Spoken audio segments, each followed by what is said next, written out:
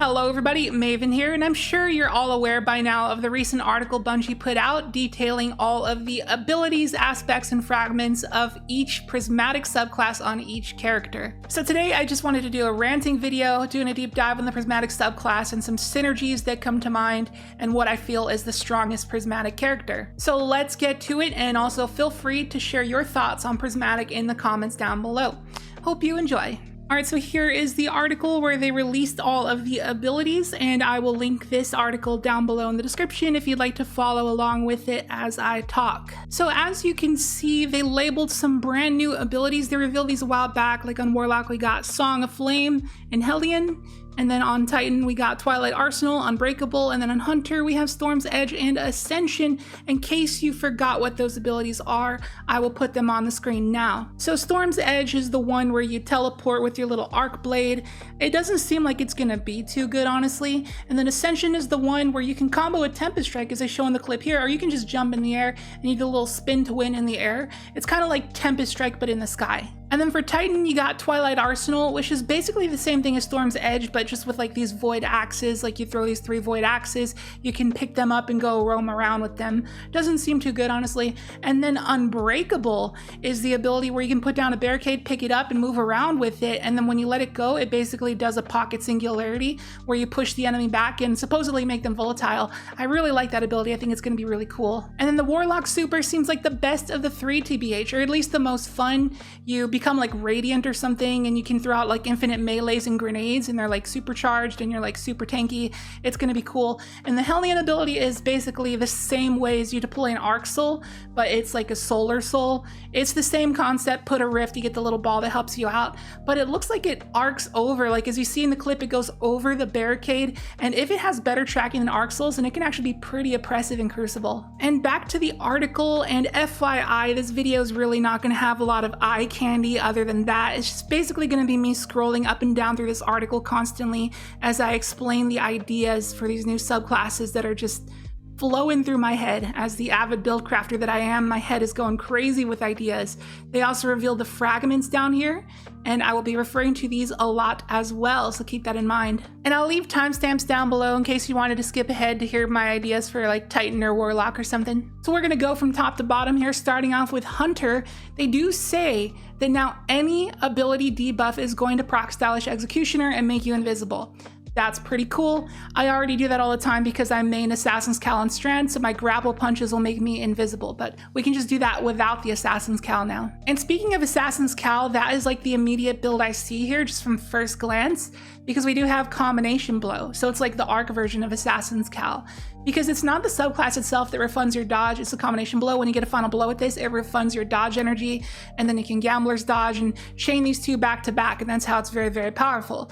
But the problem is that we do not have Lethal Current, and that's the reason why the Arc Assassin's Cal build is so good. But at least we have Grapple now, Combination Blow and Grapple, so it's like we're combining the Arc Assassin's Cal build and the Strand Assassin's Cal build together. And presumably the stacking melee damage you get from Combination Blow will work with the Grapple Punch as well, so it'd be very strong. And the really cool thing about this is because like the Arc Assassin's Cal build, you're dodging over and over, dodging, punching, because Combination Blow keeps refunding it, we have some aspects here based around dodging. So every time you do that and dodge like every 2 seconds, you're proccing Winter Shroud and you're proccing Threaded Spectre.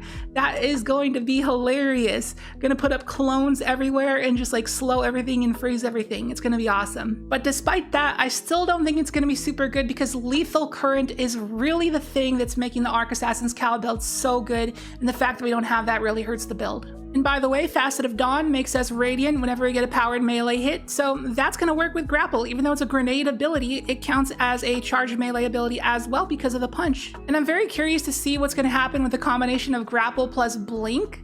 That seems kind of weird. Maybe we're just gonna go flying when we blink out of a grapple. But another setup I see here is Withering Blade with Grapple with Gunpowder Gamble, and that's gonna be a very good ability spam build because we've moved down here to the Facet of Balance, Rapidly defeating targets with light damage grants melee energy. Rapidly defeating targets with dark damage grants grenade energy.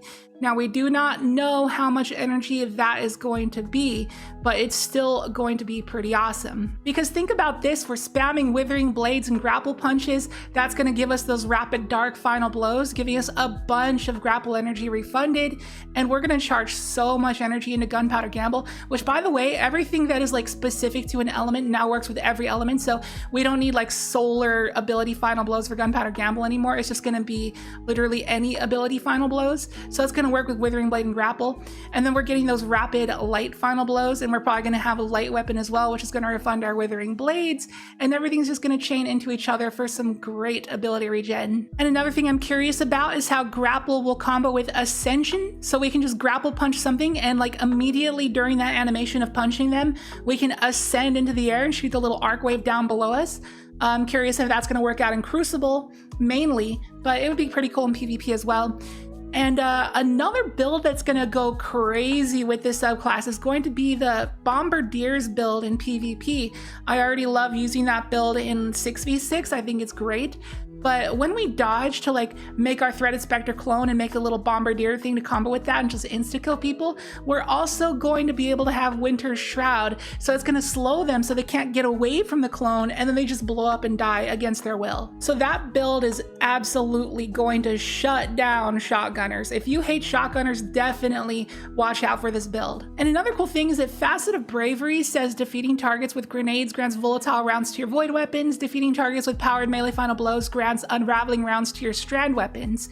And technically, Grapple is both a powered melee and a grenade at the same time, meaning that we're gonna get volatile rounds and unraveling rounds for like both of our elements. Not sure how relevant that's going to be, but just wanted to point it out. Another thing to point out here is, will Stylish Executioner proc invis on your Unravel from Grapple, or your Slow from Withering Blade, or your Scorch from Knife Trick? Because if those abilities kill the target, will it still count, you know, like the Scorch from the Knife Trick and so on and so forth for the other abilities? I believe it does work that way at the moment. Not sure how that's going to interact with Stylish Executioner. We'll have to wait and see. But rest in peace, Infinite Knife Trick. We do not have Knock 'em Down, so we're not going to be able to get infinite knives anymore. And one last thing I wanted to point out before we move on to Titan is Acrobat's Dodge is going to be pretty good. It does regenerate pretty slow, but remember, it makes you radiant.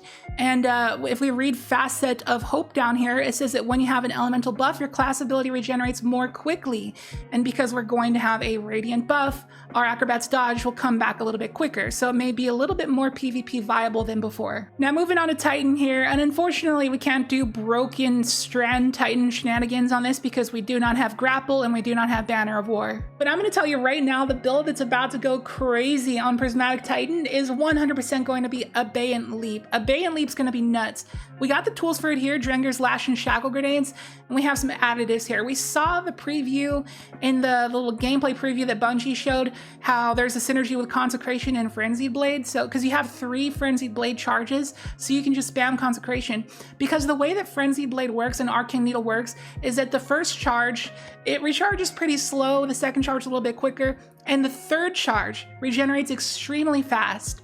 So we can just use Consecration on that third charge, wait for it to recharge back in like a few seconds, and then just spam it. Just absolutely spam it. You can use Pyro Gale if you want, but we can combine that with our Drenger's Lash and Shackle Grenade with Abeyant Leap. And Abeyant Leap's going to be awesome here because remember this thing, the Facet of Hope, the one where you have an elemental buff and your class ability regenerates more quickly. And remember, because Drenger's Lash, our barricade puts out the thing.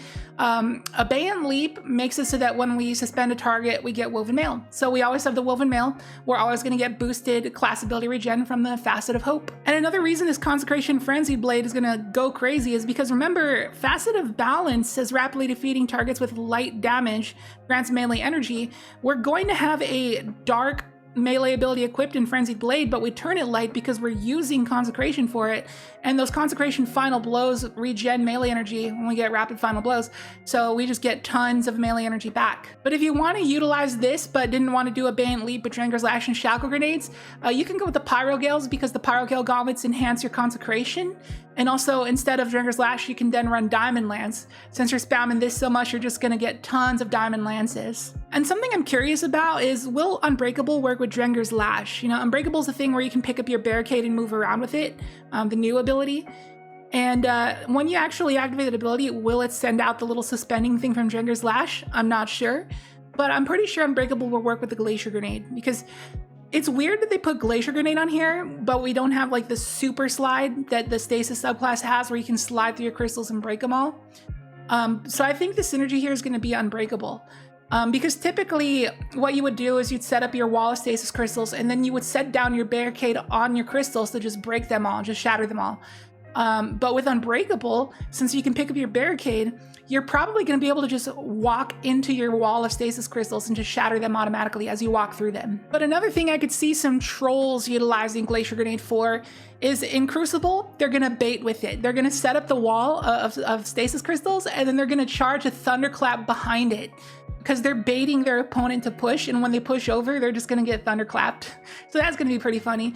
Another thing I could see that Prismatic is going to do in Crucible is the combination of Shiver Strike with Knockout. Knockout gives like a tiny bit of lunge range. They nerfed the distance of the lunge, but it's still there. So Shiver Strike, you can absolutely map this thing in Crucible. You can fly at people from like all the way across the map and punch them. And, you know, you can already combo that with the normal melee and just get like a 1-2, just like quick 2 punches off. But it's very inconsistent. Like for me personally, it just hardly ever works. But Knockout is going to make that so easy. You just fly in with a Shiver Strike and then follow it up with a Knockout Punch. That's going to be crazy because you're also going to get your health regen from that as well. But yeah, other than the Abeyant Leap and the Pyrogale Gauntlets build, and possibly even Heart of the Most Light build because the ability regen facet fragments that we got, I think those are going to be the 3 main builds for Titan, at least that I can see on the surface, but I'm sure there'll be more down the line. And now it is time to move on to Warlock. And the main takeaway for Warlock here is going to be builds focused around Feed the Void. That's going to be like the main thing of Prismatic Warlock.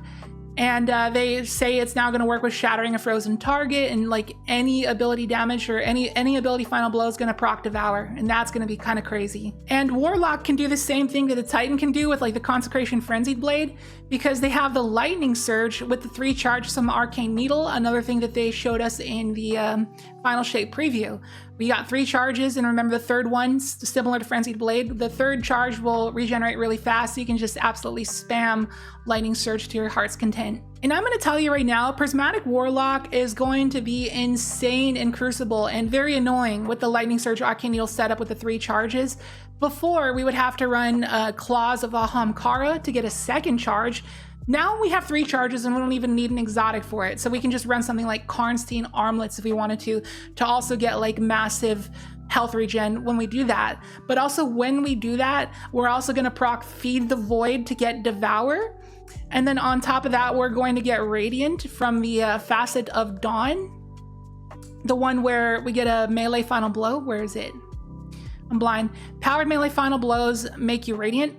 So you're gonna get Devour, and then you're going to get Radiant, and then you're also gonna have Heavy-Handed, so you make an Orb, so that you proc a Facet of Purpose, so you pick up an Orb, and then you can get your choice of these abilities. Like you can get like an Overshield, so like Devour, Overshield, and Radiant, and just get all your health back in all one motion, and you've got 3 charges of it. Oh my goodness, dude, that is going to be absolutely insane. It may be the new meta when it comes out. But if that wasn't broken enough for you, they are also going to have Cold Snap Grenades. And remember, shattering a frozen target procs Feed the Void. So they have another way to get Devour and like freeze you, get free kills. It's gonna be so stupidly cheesy. But there's still one more thing. Remember Facet of Hope? You know, when you have an elemental buff, your class ability generates more quickly. Well, remember when we do all that BS, when we Lightning Surge and get a kill and proc Devour, we're gonna have Devour. That's gonna be our buff. So we're gonna get bonus class ability regen. We're gonna be able to put up all the rifts we want and just like peek lanes with pulse rifles. It's gonna be insane. But that can also be utilized in PvE as well, since it's gonna be so easy to have Devour, and we can have infinite rifts to proc like Weaver's Call, send on Threadlings, or Hellions, we can have infinite Solar Soul. And another reason that Facet of Hope is going to be cool on Warlock is Warlock's the only one that's going to have Healing Grenades, and Healing Grenade applies Restoration. That's an elemental buff that's going to give you a bonus class ability regen. And one final thing is that like if Facet of Balance is better than we think, you know, the one where rapidly defeating with light grants melee energy, rapidly defeating with dark grants grenade energy, if that's better than we think it is, then there's a chance that playing mono Strand on Prismatic is even better than playing an actual Strand subclass for Warlock, because if that ends up being stronger than Thread of Generation for grenade regen, then this is going to be pretty good because we're going to be able to spam a lot of Threadling grenades. We won't have Thread of Evolution, but we're going to get a ton of Threadling grenade energy from just getting all these Darkness rapid final blows. And that about wraps it up for Warlock. Now I just wanted to talk about synergies like within the fragments themselves. Facet of Generosity says defeating targets while Transcendent makes orbs of power for your allies. And typically when something says for your allies in this game, it typically also means also you. So if it makes an orb for you and your allies, then that's going to be really cool with the Facet of Purpose. It's picking up an orb power grants either Amplified, Restoration, Frost Armor, Woven Mail, Overshield based on the damage type of your equipped super.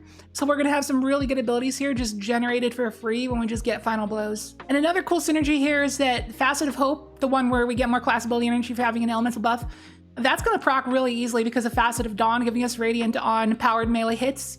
So having infinite class ability is going to be cool with like obviously Hunter Dodge, Drenger's Lash, and maybe Vesper of Radius on Warlock. There's probably a lot more things you could synergize with. And then the last thing that I wanted to talk about, which could potentially be pretty insane if it works, is the conditional finality. If it works the way I think it does with Facet of Balance, then it's absolutely going to be a meta PvE weapon. So Facet of Balance, you know, get rapid light final blows, get melee energy, rapid dark final blows, get grenade energy. Remember that the conditional finality is both a stasis and a solar weapon, but each shot is a different element. But if the gun is programmed so the game sees it as both light and dark at the same time, then that's going to be insane for ad clear because we're just going to be just generating tons of like both grenade and melee energy from that. So that's pretty much it. Those are my ideas, just like for now on the surface from what I see in front of me. I'm pretty excited about it. I think it's going to be a lot of fun. Obviously, there's some abilities that I'm sad are not here, like on Hunter. I'm sad we don't have Widow Silk. You know, that'd be better instead of Threaded Spectre. And I think for Stasis, we should have like Glacier Grenade and Shatter Dive. I think that'd make more sense for Hunter. And come on, Magnetic Grenade? And Titan, it'd be cool if we had like Banner of War, but it's cool that they got the Abandoned Leaf setup going here. That's gonna be pretty fun. And rip Icarus Dash on Warlocks. Wish we had that. But then again, the Solar Soul is gonna be pretty cool. But we're already gonna have that back on the good old regular Solar subclass, so might as well just put Icarus Dash over here to make Prismatic feel a lot better. But I think in terms of ability quality, Warlock definitely got it the best. I mean, come on, you got like the triple lightning surges, you got cold snaps, you got vortex grenades, healing grenades. You got a lot of good stuff on Warlock, and I think Titan's mainly just going to be a consecration engine, just like spamming consecrations. You're going to see a lot of consecration blueberries in PvE, let me tell you.